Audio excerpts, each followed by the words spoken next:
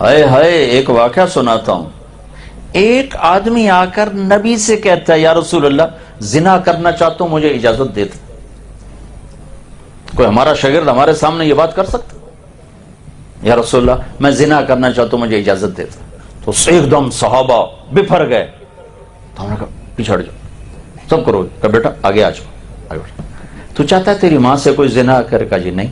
کہا تو اور کیسے چاہیں گے؟ تو چاہتا ہے تیری بہن سے کوئی زنا کرے؟ کہا جی نہیں. کہا تو اور کیسے چاہیں گے؟ سارے رشتے گنوائے، چاچی، خالہ، پھوپھی، بہن، ماں.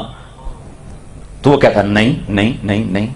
کہا پھر اور کیسے چاہیں گے؟ پھر اور کیسے چاہیں گے؟ پھر آپ نے اس کے سینے پہ ہاتھ رکھا. اللہم طہر قلبہ واغفر ذنبہ وحسن فرجہ. یا اللہ اسے پاک دامن کر دے، اس کا دل پاک کر دے، اس کا گناہ معاف کر دے. تو صحابہ کہتے ہیں مدینے میں اس سے بڑے حیا والا پھر ہم نے کوئی نہ دیکھا.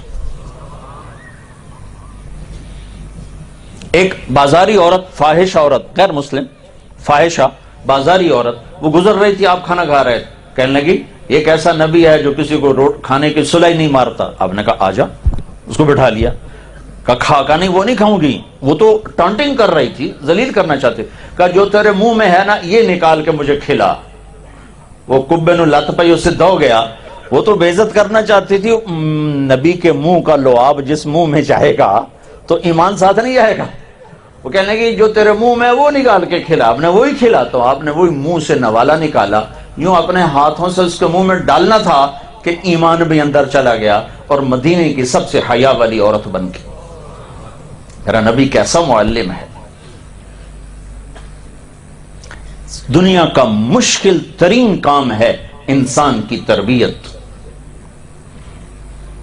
اس میں اگر توہین آ گئی تو اولاد بھی ہوگی تو باغی ہو جائے. شاگرد تو چھوٹا سا ادنا سا رشتہ ہوتا ہے، اولاد بھی ہوگی تو باغی ہو جائے. اور تمہیں کہتا ہوں تو میں استاد کی طرف سے شدت سختی آئے، اگر تمہیں علم چاہیے تو برداشت کرنا، ورنہ علم سے محروم رہو گے. ہاں روٹی چھوٹی کما لو. تو میرے عزیزو، میں اپنی بات ختم کر رہا تھا. ایک اپنی زبان پہ قابو رکھو، ایک اپنے دل پہ قابو رکھو، ایک اللہ سے تعلق بناؤ نماز کے ذریعے. جب تمہیں چھٹی ہو تو اللہ کے راستے میں وقت لگانا. نیت کرتے ہو سارے؟ درود شریف پڑھو.